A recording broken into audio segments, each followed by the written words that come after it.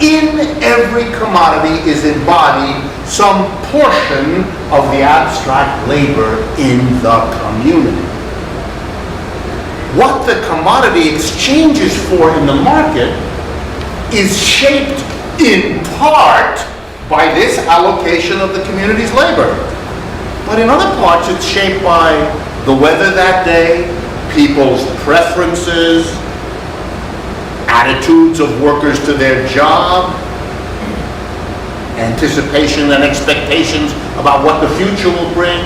Millions of things shape how many shirts you get for potatoes this day in this market at that hour.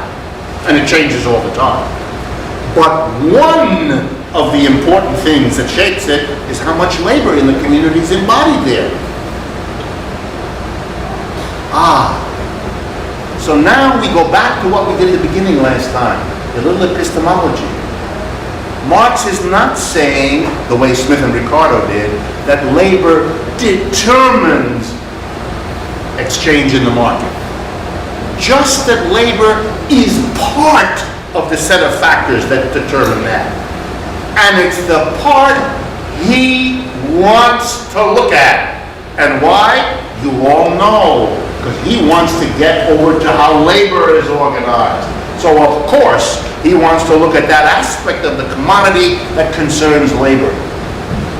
In contrast, mainstream economics, neoclassical, the dominant system, connects the value of commodities not to labor, to technology, to preferences. The big story. Why is something cost that much? Because people want it. They want a lot of it.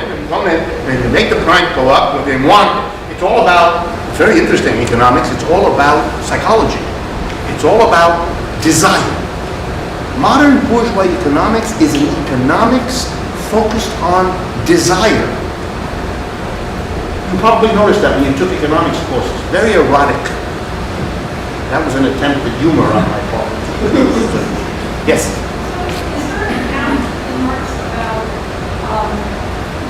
Abstract labor, having a lot of I'm thinking about paying farmers not to create food.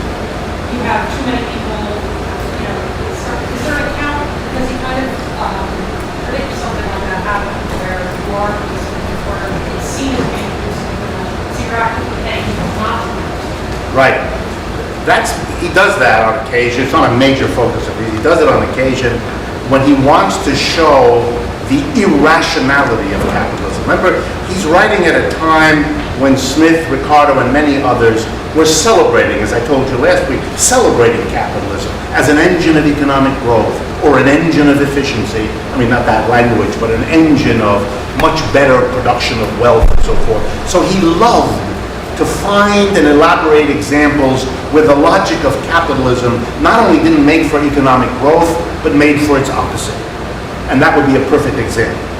When the whole structure of the market and capitalism would lead, for example, and this happens often, as you point out rightly, a lead for a group of producers to see the logic of their situation as driving them to produce less that is wanted, needed, or desired in the society, because then they can jack up the price and they can make more money. So you have the farmers spill the milk, or the famous example of General Electric, which has had a light bulb that can last for 50 years, for the last 100 years, and do not release it and control the patents on it because they want you to have to buy a new light bulb every few weeks or months or whatever it is, etc., etc.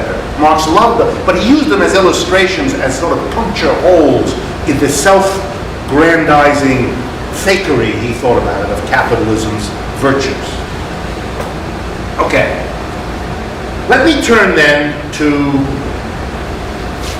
Marx playing with the labor theory of value as he understood it. Connecting commodities to labor. But before I do it, I want to stress what I just finished saying. Marx is interested in the labor story. So that's why he's interested in that part of the story of a commodity that relates to labor. He doesn't need to say, and he doesn't say, that it's the only thing that determines these things. The way he handles that, by the way, for those of you who are interested, is he theorizes a distinction, which is also present in Smith and Ricardo, but he makes more of it, a distinction between value and price. Price is what you actually pay in the market. Price is how many potatoes I had to give Tuesday at 4 o'clock for a shirt in the market. It's the actual exchange. Value is the amount of labor it takes to produce them. They don't have to be the same. All of Marx's 3 volumes are about how, where, when, and why prices and values are not the same. All kinds of things that can happen to make the price you actually pay be different from the value, from the labor in it. And then he analyzes why that will happen and what the reactions of all the participants to this situation will be. So he has a theory of price and value. By the way, in modern bourgeois economics, neoclassical economics, there is no distinction. Those words are used synonymously. Price and value are synonyms. Not for Marx. Very clearly different. If you read Marx, you'll learn. But it's part of this notion I want you to get that he's interested in value, not in price. And he's interested in value because it connects commodity to labor. So now let's do it. Let's really do what Marx does. Marx begins by saying, okay, there are, in all markets, modern markets, 3 kinds of exchanges that happen. Earlier in history, they all happened too, but in different proportions. At one time in history, you only had the first one. C stands for commodity, and C prime stands for some other commodity. So this is potatoes, and the C prime, this is shirts or anything. This first one at the top here, C, this is an exchange to which we now give the term barter. It's when I give you potatoes and you give me a shirt. Or I help you clean your garage and you give me 3 CDs or something. It's an exchange of commodity for commodity. And the labor theory of value says that in general, Marx would say, the amount of abstract labor in this is roughly equal to the amount of abstract labor. And that for the same reason of reallocation that I went through with you before. But Marx says in modern markets, something else has happened. Exchange and markets have become a bit more sophisticated. So now what we have is we don't really come to market with one thing and exchange it for another. We come to market with whatever it is we have to sell, and we sell it for money. And then we use money to buy whatever it is we want.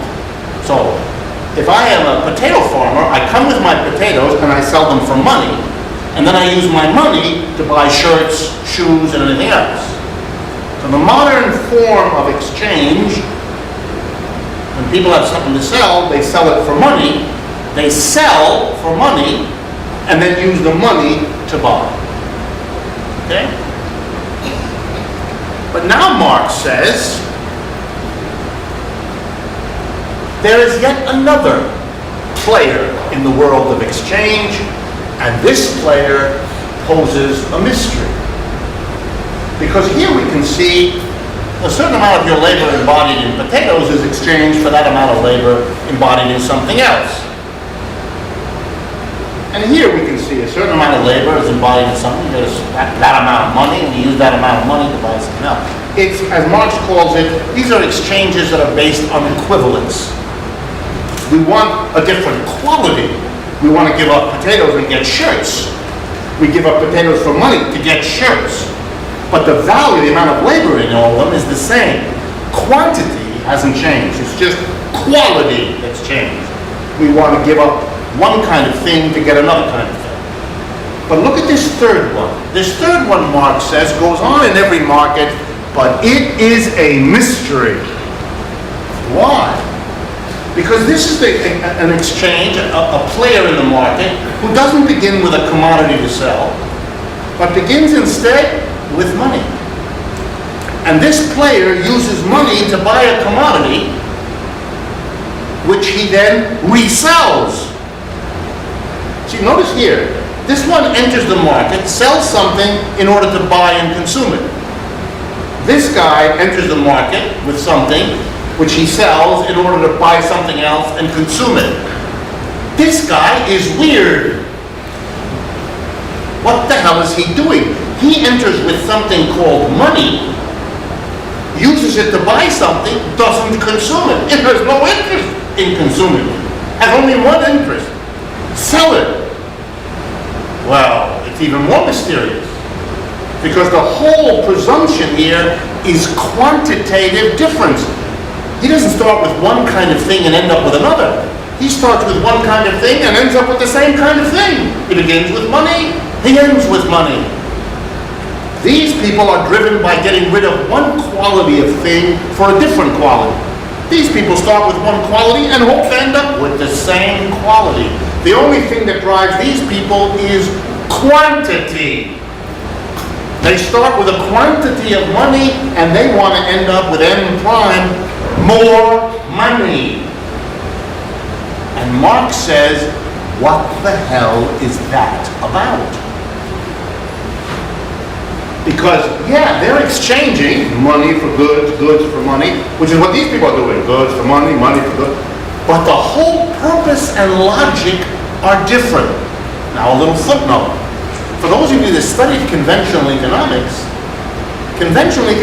basically goes like this. It really tells a story about this. It imagines that this is what's going on, that everybody in the end is only buying in order to eventually consume.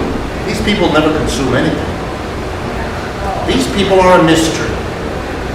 These people enter the market, participate in buying and selling, but unlike these people, they're not interested in consuming anything ever. They are driven by a completely weird objective.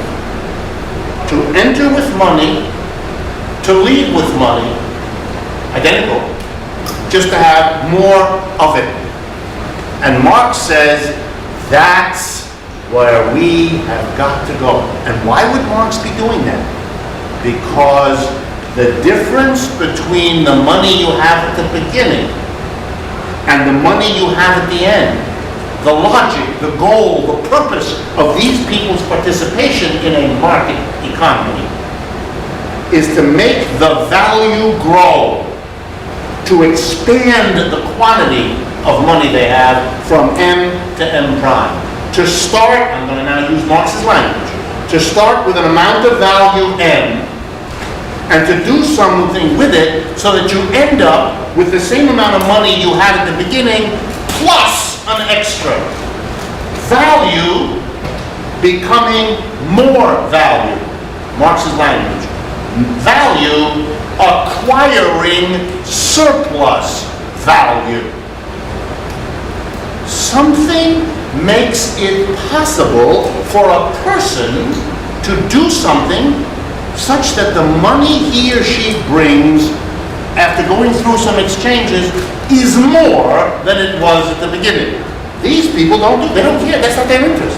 They start with an amount of value, an hour's worth of labor, and they end with that. They just change the form. Potatoes to shirts. Potatoes to money to shirts. Their goal is a different quality. They give up what they produce to get what they want to consume. These people are radically different. Now, a footnote, an aside. The first theorist who figured out what I just did here was not Karl Marx. The first ones I ever encountered who talked about precisely this were Plato and Aristotle. And both of them, basically, they had differences, important differences, but both of them had this analysis that you might find intriguing. There were markets in Athens in the time of Plato and Aristotle.